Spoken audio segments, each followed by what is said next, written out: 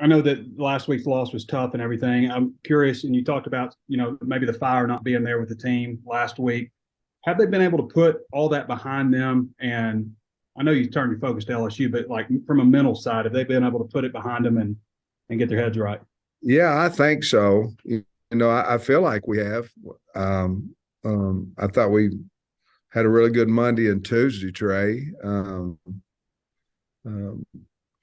so I feel really good. We got a lot to play for, so I feel like we do. LSU's been a rival of ours, and it certainly is now. We have the boot. We'd like to keep it. We've got a lot of things. They're top of the West. It'd be nice to go out there and have a really good game. Yeah, I think we understand the significance of playing LSU at home and what a win could mean to our program. So it's been good. We're reiterating that every day about what's at stake. Because sometimes you feel like, well, you're not going to win the West or whatever, and there's nothing at stake. Well, yeah, your pride's at stake. The playing in front of the state of Arkansas is at stake. Winning is at stake. Bowls are at stake. There's a lot of things, So, and the number one is playing hard and playing for yourself and your teammates and pride. And I feel that this week. I do. And with KJ, you feel like he's going to be, you said he didn't throw as much yesterday. You feel like he's going to be back on track today? You know, I I I can't answer that one without. I don't know, I guess, is the answer. We're going to talk to him, and obviously, if he can throw today, then we'll throw him a little bit more, and if he can't, then we won't. But that's kind of been a talk to him before practice. He wants to. It's bothering him. He wants to be ready. He wants to play. He wants to practice because he understands that he needs to practice to play well. I think we'll just have to wait and see at practice today and see how he feels. We know he's sore. Depend on what he can tolerate or where it's at. Maybe it's not near as sore today. I don't know. This morning it was a little better, so I don't know what that means as far as what kind of velocity he can put on the ball. Given that he didn't practice much last week and was a little bit out of sync, does it make sense if he can't practice in full to go a different direction? Yeah, it does. I think that's certainly Malik practiced well last week and has practiced well this week, and we believe in him. I think there's a misconception that we don't believe in Malik. Well, we believe in KJ, and so I think he's proven that we should.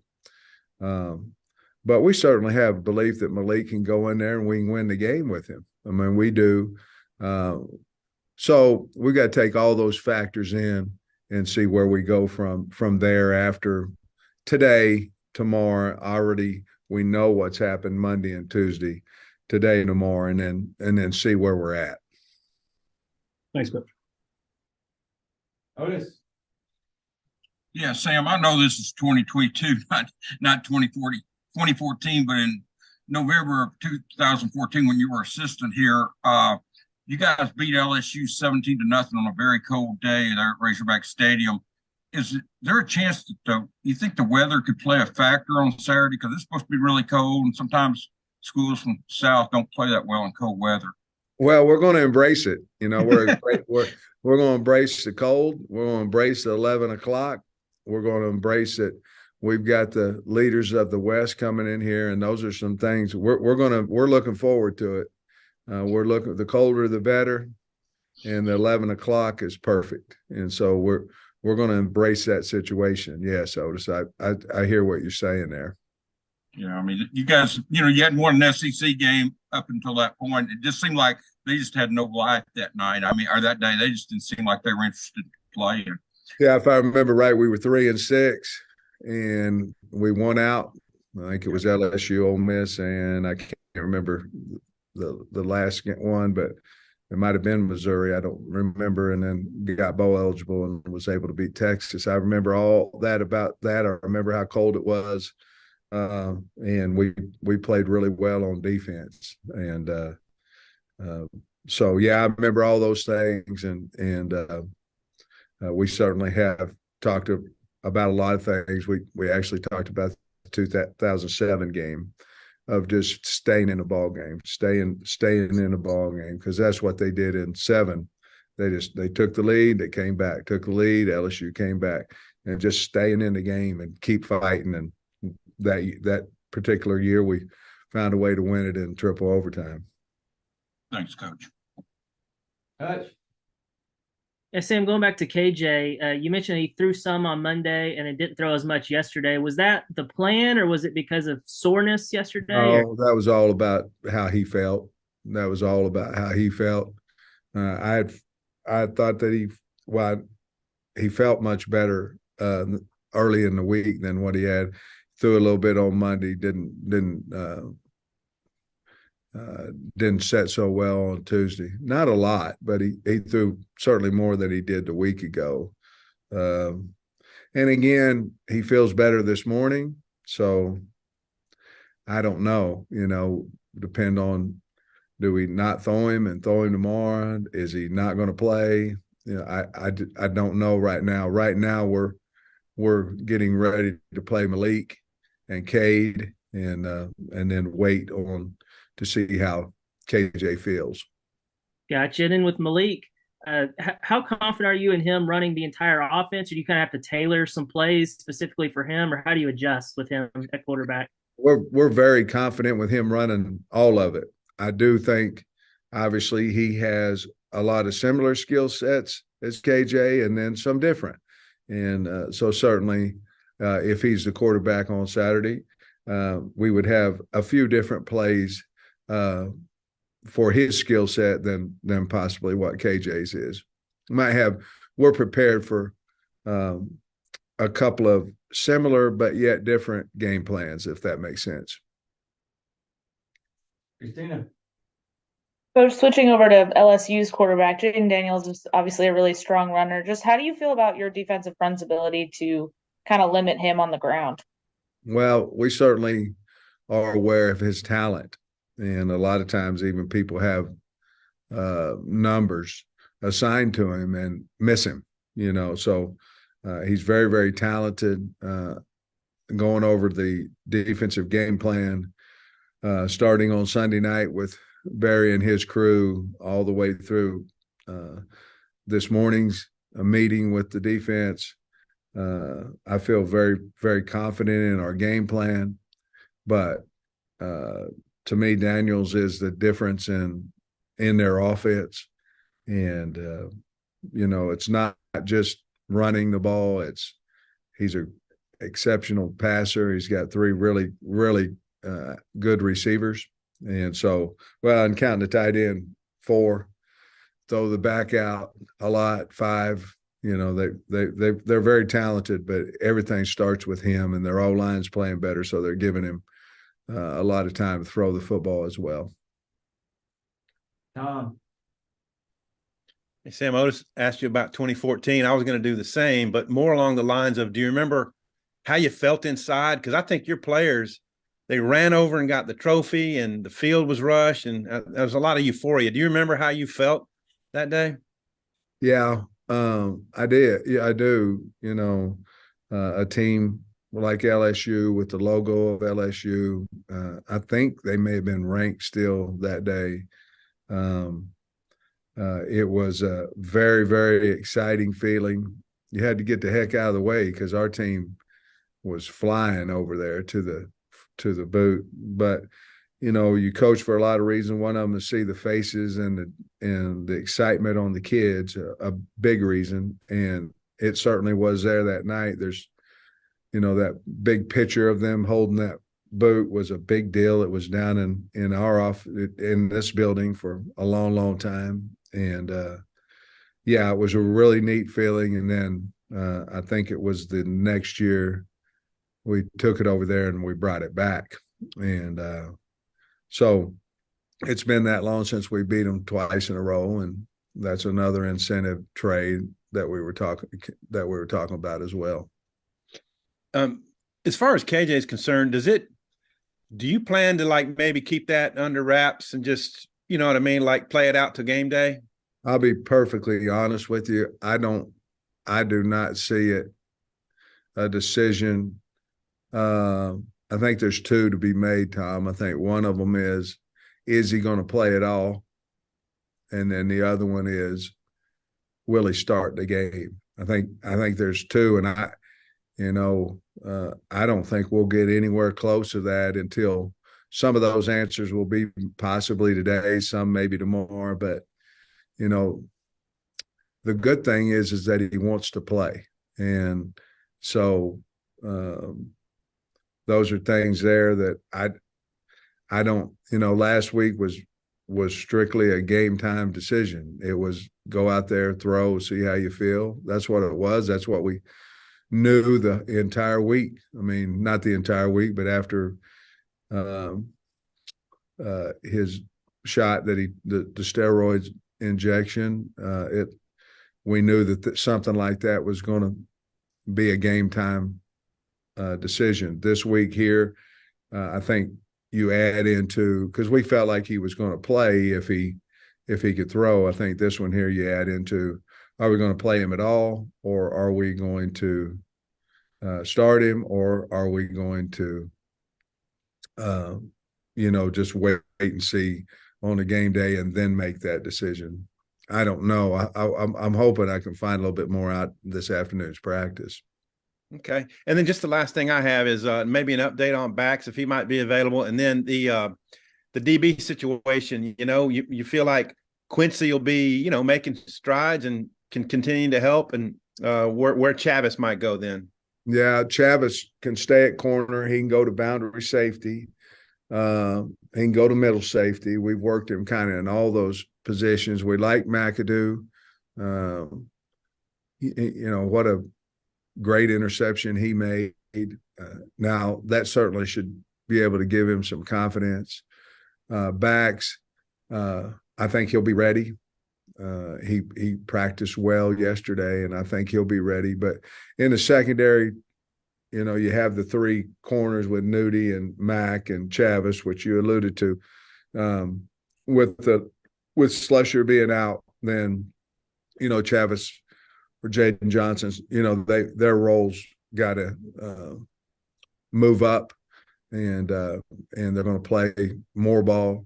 But I think we talked earlier this week about COVID and having these guys ready to play different positions and all those things. And I feel very confident. Obviously, if you stay at one, you're going to play better. But we're just not in a situation right now where we can only put Clark at safety, not corner. We can only put Chavis at corner and not safety.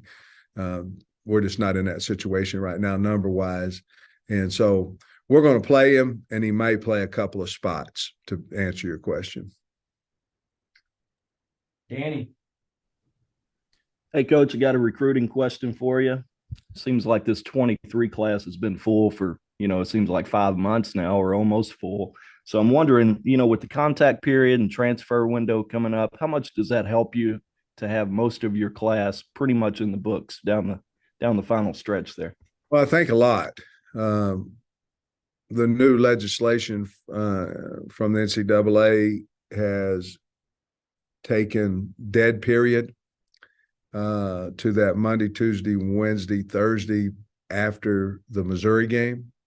So basically, before coaches went out to Sunday after your last regular season game, and you went into homes, you did all those things. I think with the portal in existence now, I'm on the AFC board, and that was one of my recommendations, that you better stay home and figure out who you're going to have on your own team before you go out, because you don't know how many numbers you're going to have, to be honest with you, Danny. So we're going to stay in those 4 days and make sure who's going to be on the team next year, who's not. And then I still believe that if you don't see the kids every week that possibly you can, that you've got problems. So I'll make my rounds to all 23 of them that are committed now. And the coaches will be in there and out every week.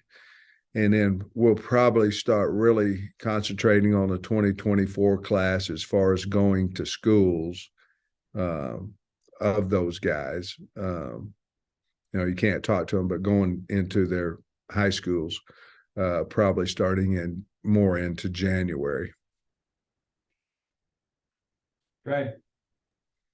Coach, you cross paths with Brian Kelly at all through maybe facing him or anything like that, or anybody else on the staff aside from Brad Davis? Coach Hankton and I, the wide receiver coach, fine man. He was a wide receiver coach at Georgia when I was there. So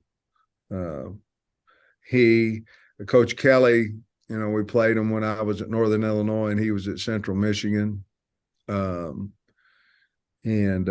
I didn't really know him until I became a head coach, and then he went to LSU.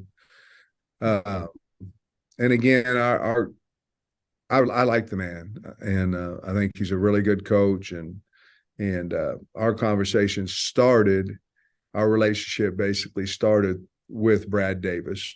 Some questions about Brad Davis, and because he was there when Coach Kelly got the job. And then after that, it's become more of a friend relationship. I have a high respect for him.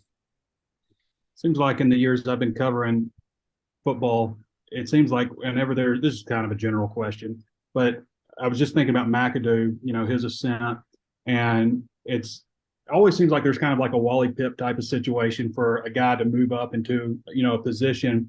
How difficult is it without like an injury or something like that to actually elevate somebody up a depth chart and say, hey, you're a guy in a game where you're not kind of forced to do it? It just seems like that's how jobs are always won for some reason. Well, just a general question. To me, the reason is, Trey, is because whomever's out on the field, you trust them that they know what they're going to do. And the guy who hasn't shown you he knows what he's going to do, you're afraid to put him out there. Okay. But the guy who's out there, who's showing you he knows what to do, but he physically can't do it, you can't ignore that part of it either. You know what I mean? Yeah, I know I can make all the calls, I can do all this, but I can't do the job. I think as coaches, a lot of times we become comfortable with the guys who know what to do and not all the time are doing it. You know what I mean? And so with McAdoo, I just said I want him to play corner. I don't care. I just want him to play. And if you don't want to start him, that's fine. But I want him playing.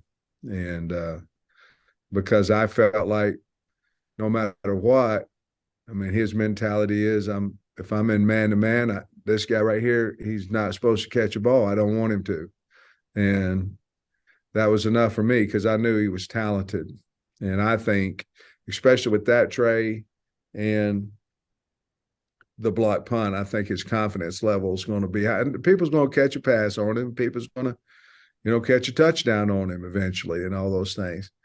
But I know this. He's tough. He's smart. He loves being an Arkansas Razorback. He's got the athletic tools. He's long. I think he's going to be a super corner at some point in his career. He had a nice start. Thanks, Coach. Wrap us up, Hutch. Yeah, real quick, Coach. I forgot to ask earlier. I don't know if I've seen Wagner out there at practice. Is he dinged up right now? He is. I think he will practice today, though. Well, I know he will. How much, I don't know, but he'll practice today. How much confidence do you have that you've got a guy like Tykees Crawford there if he wants to play? This is sort of a little bit like what Trey was alluding to in his question. I mean, you got a guy ready sitting there. In front of him is Dalton, who we know is a good player, knows what he's doing, all those things. Tykees really hasn't had all that many opportunities because of that. Again, I've talked about him ever since fall camp. I think he'll be a fine player for us in the future. And I think if we go with him on Saturday, I think he'll do a great job. Thanks, Coach. All right, guys. Thanks. Hey, Coach. Yes, Can I say, you know, Torian Carter a few weeks ago, you said he might be available late in the season. Still a chance there? Yes. His availability wouldn't, I don't believe Tom would be before Missouri. And if we can get another game and get bowl eligible, I'm positive that he would be ready for that bowl game. But I think my hope was that he might be ready for Ole Miss and then, you know, Missouri, and then hopefully we can get to 6, 7, 8 and go to a bowl game. But I felt always that he'd be ready for the bowl, hoping Ole Miss. It looks like the best we probably could do is Missouri. So he could play, and then it wouldn't cost him a year. No, that's a good thing about it is that he could get out there, get some confidence, you know, and not have to burn a redshirt year.